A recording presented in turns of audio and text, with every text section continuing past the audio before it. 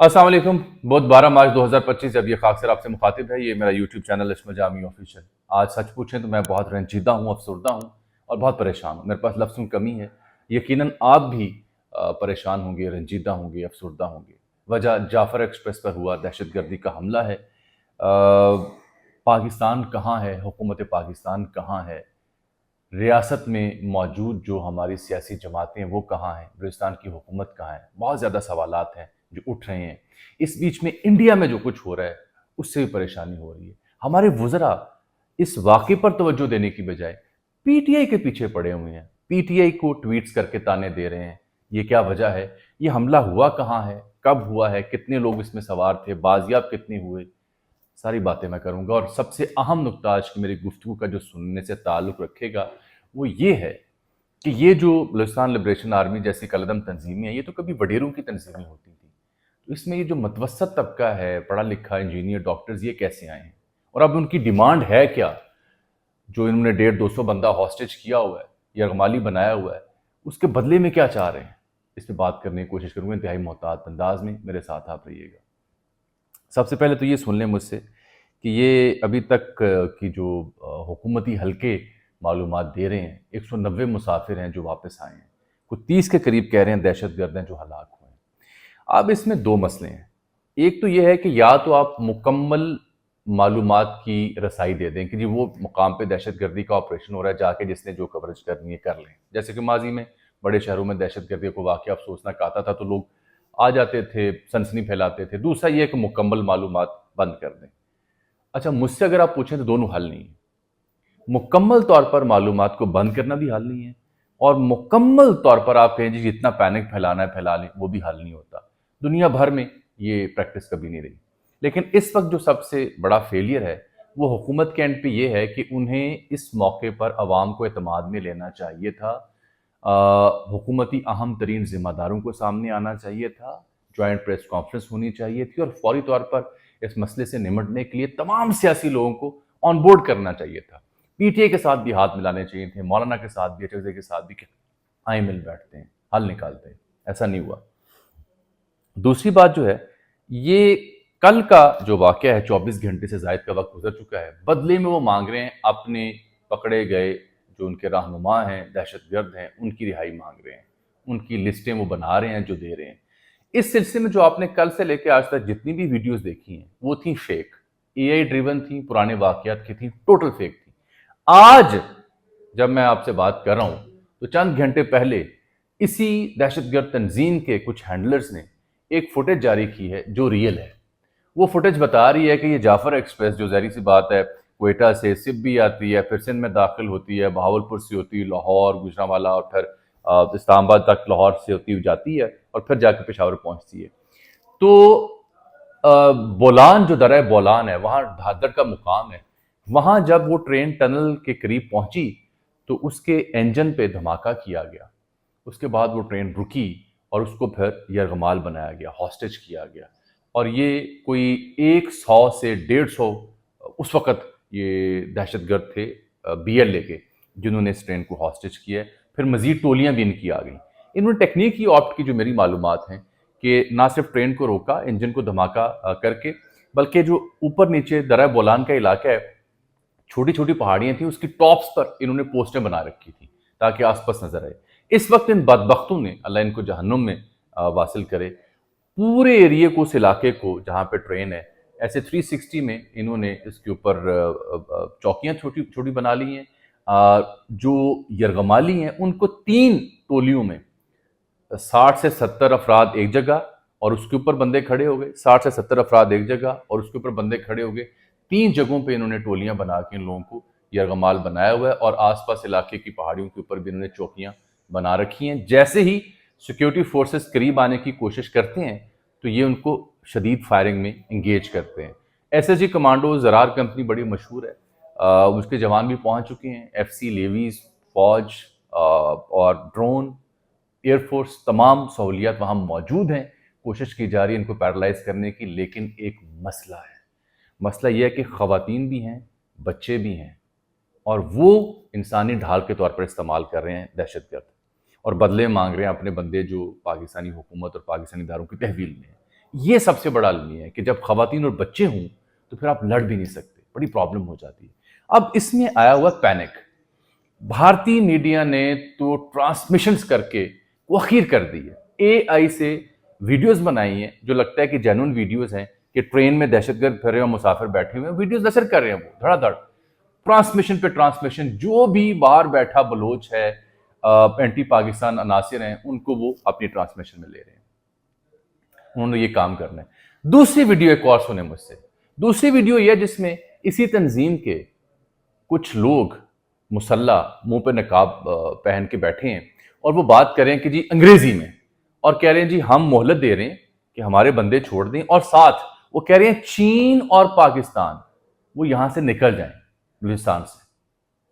میں نے یہ ویڈیو بڑے غور سے دیکھی، یہ جو دہشت گردوں کی جانب سے ویڈیو بڑے غور سے دیکھی، اور میں نے غور یہ کیا، اور میں آپ کو بھی سوچنے میں مجبور کرتا ہوں، میں ایک سیکنڈ کے لیے اگر آپ نون لیگ والے ہیں نون لیگ کو چھوڑ دیں، پی ٹی آئی والے ہیں پی ٹی آئی کو چھوڑ دیں، پیپلز پارٹی ہیں اس کو چھوڑ دیں، جے یو ایف اے کو چھوڑ دیں، صحافت کو چھوڑ دیں، ایک سیکنڈ کے لیے میری بات دھیان سے سنیں۔ صرف چین اور سی پیک اور پاکستان کو مخاطب کیا ان دہشت گردوں نے اس ویڈیو میں کہ وہ اس علاقے سے نکل جائیں۔ بھائی ریکوڈک پہ کام کرنے والے کینیڈینز کو مخاطب کیوں نہیں کیا؟ بھائی ریکوڈک یا دیگر منرلز کے اوپر کام کرنے والے امریکوں کو مخاطب کیوں نہیں کیا؟ اور وہ جو کلبھوشن یادو یہاں سے پکڑا گیا تھا، میں ایک پاکستان کے طور پر سوال اٹھا رہا ہوں، وہ یہاں پہ تبلیغ کرنے آتا تھا؟ وہ یہاں پہ اسلام کی تبلیغ کرنے آتا تھا یا ہندوازم کی؟ وہ کیا کرنے آتا تھا یہاں پہ؟ تو یہ جو سلیکٹیو انہوں نے زبان استعمال کی کہ چین یہاں سے نکل جائے، اس سے یہ ثابت ہوتا ہے کہ بھائی ان کے پیچھے بھارت بھی ہے اور دیگر عالمی قوتیں بھی ہیں، اور یہ اس واقعے کے تناظر میں صرف عالمی توجہ چاہ رہے تھے، اس مسئلے کو ہائی لائٹ کرنا چاہ رہے تھے۔ ہمارے فیلیئرز ہیں، میں اس پہ تفصیل سے بات کرنے لگا ہوں، جو لوگ مجھ سے مزید سننا چاہ رہے ہیں وہ بھی سن کے جائیں، پوری بات کروں گا۔ ہماری ریاست کی ناکامی ہے، سیاست کی ناکامی ہے، حکومتوں کی ناکامی ہے، انتخابات کی دھاندلیاں ہیں، اور کیا کیا نام لوں میں، سب بتاتا ہوں آپ سے۔ تو یہ ہوگی دوسری ویڈیو۔ تیسری بات، یہ پاکستان تحریک انصاف نے فوراً پی ٹی آئی آفیشل سے اور عمران خان صاحب کے ہینڈل سے اس واقعے کے اوپر تفصیلی ٹویٹ کر دیے، اور وہ اس وقت کیے جب عمران خان صاحب سے ملاقاتیں ہو چکی تھیں، ان کی بہن مخاطب ہو چکی تھی علیمہ خان صاحبہ، کل میں نے ذکر کیا تھا۔ ان ٹویٹس جو پہلے دو ٹویٹس آئے نا پی ٹی آئی آفیشل اور عمران خان صاحب کے ہینڈل سے، وہ شام کو آئے ہیں۔ اچھا، اس وقت تو عمران خان صاحب کی کسی سے ملاقات نہیں ہوئی تھی، اس وقت تک تو عمران خان صاحب کو اس ٹرین پر حملے کا کوئی علم نہیں تھا۔ تو وہ جو ٹویٹس کیے، ظاہری بات ہے جو اس ہینڈل کو دیکھتے ہیں باہر بیٹھے لڑکے، انہوں نے کیے، انہوں نے تھوڑی جذباتیت کا مظاہرہ کیا۔ یہی وجہ ہے کہ فوراً پھر بیرسٹر گوہر، فوراً پھر صدر عارف علوی، فوراً پھر زرتاج گل، علی محمد خان اور دیگر کو انتہائی ذمہ داری پر مبنی ٹویٹ کرنے پڑے۔ اس واقعے کی انہوں نے مذمت کی، پاک فوج اور جوانوں کے ساتھ اظہار ہمدردی کیا، ان کا موریل ہائی کیا، اور ساتھ دہشت گردوں پر لان تان کی۔ بہت اچھا کیا، ذمہ دار ٹویٹ کیے ان سب نے، جو پاکستان تحریک انصاف کے رہنماؤں نے ٹویٹس کیے، ذمہ داری کا اس میں مظاہرہ کیا گیا۔ یہی وجہ ہے کہ آج عمر ایوب نے اسمبلی میں کھڑے ہو کے بھی اس واقعے پر مذمت کی، اس پہ بات کرنے کا انہوں نے خواہش کا اظہار کیا، لیکن قادر پٹیل صاحب بی چیئر کے طور پر بیٹھے ہوئے تھے، ان کے صدر کے جوائنٹ سیشن پہ بات ہوگی۔ بھائی صدر کا جوائنٹ سیکشن ٹھیک ہے، ایک روایت ہے، اس پہ آپ نے بات کرنی ہے، جوائنٹ یہ جو دہشت گردی کا ایک بڑا واقعہ پیش آیا اس پہ بات کرنی ہے۔ دنیا میں جتنے بھی دہشت گردی کے بدترین واقعات ہیں، اس واقعے کا اس میں سے شمار ہوگا، کیونکہ میں آپ کو یہ بھی بتا دوں کہ ایک دفعہ چین میں ایک ٹرین 1923 میں پکڑی گئی تھی، ایسے ہی دہشت گردوں نے اسے ہاسٹیج کیا تھا۔ پھر اس کے بعد بھارت میں دو واقعات پیش آ چکے ہیں، جب ایک سکھ رہنما کی بازیابی کے لیے ایک ٹرین پکڑی گئی تھی، اور ایک ماؤس نے ایک ٹرین پکڑی تھی۔ سری لنکا میں اکا دکا واقعات ہیں، اور انڈونیشین جو جد و جہد کرنے والے لوگ تھے، انہوں نے ہالینڈ سے اپنا قبضہ چھڑوانے کے لیے ہالینڈ کی ٹرینیں پکڑی تھیں۔ تو یہ چھٹا، ساتواں یا آٹھواں واقعہ ہوگا، لیکن جتنی بڑی تعداد میں لوگ وہاں پہ یرغمال ہیں، 150 سے 200 تعداد بتائی جاتی ہے، یہ پریشانی والی بات ہے۔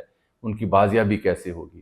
اگر ہم ان کے مطالبات پورے مانتے ہیں تو ریاست کی شکست ہوتی ہے، اگر ہم ان سے مطالبات نہیں مانتے، ان کو انگیج کرتے ہیں، تو شہری، بچے، بوڑھے، بزرگ، خواتین، جس میں سے اکثر فورسز کے لوگ بتائے جاتے ہیں، ان کی جانوں کو خطرہ ہے۔ تو یہ بڑا حساس موضوع ہے۔ اچھا، میں بات کرتا ہوں جو پی ٹی آئی نے ٹویٹس کیے، ذمہ داری کا مظاہرہ کیا۔ شروع میں میں کہہ رہا ہوں، چاہے وہ نون لیگ کے لوگ ہیں، پی ٹی آئی کے لوگ ہیں، شروع میں جو P T I official Qasim sorry یا خان صاحب سے اکاؤنٹ سے جو ٹویٹس کیے گئے، اس میں زبان و بیان اور جو اس میں بیانیہ تھا، اس میں کمی تھی، اس میں نقص تھا۔ یہی وجہ ہے کہ بیرسٹر گوہر اور دیگر کو پھرا کے خود ذمہ دار سٹیٹمنٹ دینی پڑی۔ ہونا یہ چاہیے کہ ایسی صورت میں ان تمام نوجوانوں کو اپنی قیادت کے ساتھ سر جوڑ کر بیٹھ کر ایسے حساس مسئلے پر ایک میچورٹی سے، ذمہ داری سے ایک ایک جملہ ناپ تول کے لکھنا چاہیے، کیونکہ وہ پھر دشمن آپ کے جملے، آپ کے ٹویٹس کوٹ کرتے ہیں کہ یہ دیکھیں فلاں کیا کہہ رہا ہے، فلاں کیا کہہ رہا ہے. اور یہی وجہ ہے کہ نون لیگ کے وزراء کو جب کچھ نہیں ملا، خواجہ آصف، رانا ثنا اور دیگر کو، تو وہ پی ٹی آئی پر چڑھ دوڑے. اب یہ بھی بلا ضرورت، اب جو لوگ نون لیگ کے حامی ہیں، مجھے کل ہی کسی نے میرے ویلاگ کے نیچے کمنٹ کیا جو نون لیگ کا حامی ہے، جس نے مجھے انتہائی گالیوں سے نوازا ہے. اللہ رمضان میں ان کی زبان نرم کرے. بھائی اختلاف رائے بھی رکھا کریں. میں ایک صحافی ہوں، میں ترجمان تو نہیں ہوں، نہ پی ٹی آئی کا نہ نون لیگ کا. میں تو اگر پی ٹی آئی کے اوپر تنقید کر رہا ہوں تو نون لیگ کے اوپر بھی کر رہا ہوں کہ نون لیگ کے وزراء جو ہیں یہ خواہ ان کے پاس جب کچھ نہ ملا تو یہ چڑھ دوڑے ہیں پی ٹی آئی کے بیانات کے اوپر. یہ بھی ایک غیر ضروری مشق ہے، یہ بھی آپ کو زیب نہیں دیتی. پی ٹی آئی کا کون سا رہنما، کون سا لیڈر ہوگا یہ چاہے گا کہ ملک میں بدامنی ہو؟ کیوں چاہیں گے؟ اگر باہر بیٹھے کچھ بدبخت جو ہیں وہ اس کی خواہش کا اظہار کریں، ان کی باتیں اگر کھل رہی ہیں تو ان پہ لعنت بھیجیں. کیا بیرسٹر گوہر، کیا عمران خان، کیا باقی لوگ جو یہاں بیٹھے ہوئے ہیں وہ مذمت کر رہے ہیں، آپ کے ساتھ ہیں یا نہیں ہیں؟ وہ بالکل ہیں. یہ آپ کا کام ہے کہ آپ انہیں مل بٹھائیں.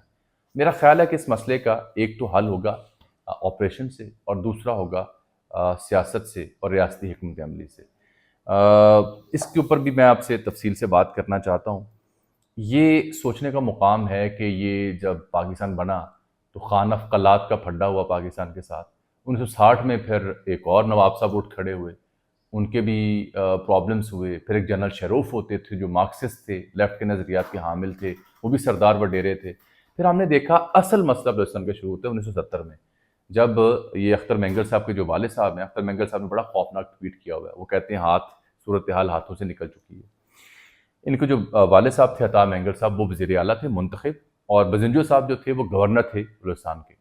ان دونوں کی حکومت کو 10 ماہ بعد فارغ کر دیا، اور اس کے بعد ان کے اوپر کیس چلایا، حیدرآباد سازش کیس، کہ حکومت کے خلاف یہ سازش کر رہے تھے. وہ سب سے بڑا ٹرننگ پوائنٹ تھا جس کے بعد بددلی، بد اعتمادی اور ریاست کے خلاف بلوچستان کے نوجوانوں کے ہاں نفرت پیدا ہوئی. اگر اس حکومت کو چلنے دیا جاتا تو حالات کچھ مختلف ہوتے. پھر آ جاتا ہے اگلا دور، جب بگٹی صاحب، مشرف، افغان جہاد، یہ سب کچھ ہم نے دیکھا. بگٹی صاحب کے ساتھ جو کچھ ہوا، مشرف دور میں کولو میں ان کے اوپر حملہ ہوا تھا 2005 میں، تب سے لے کے آنورڈ جیسے ان کی سرکوبی کی گئی، جیسے بگٹی صاحب اس دنیا سے رخصت ہوئے، وہ دوسرا سب سے بڑا واقعہ بگٹی صاحب والا تھا. وہ غلطی تھی، نہیں ہونا چاہیے تھا.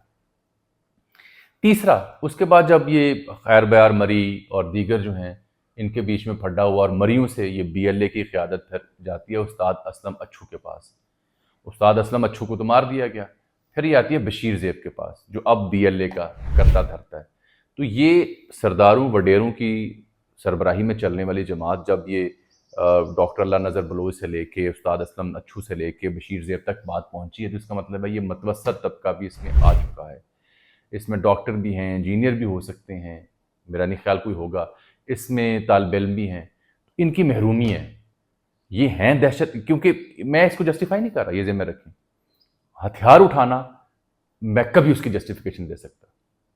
پی ٹی آئی ایک جماعت ہے، سیاسی جدوجہد کر رہی ہے، ہتھیار نہیں اٹھا رہی. پیپلز پارٹی نے جدوجہد کی، ہتھیار نہیں اٹھائے.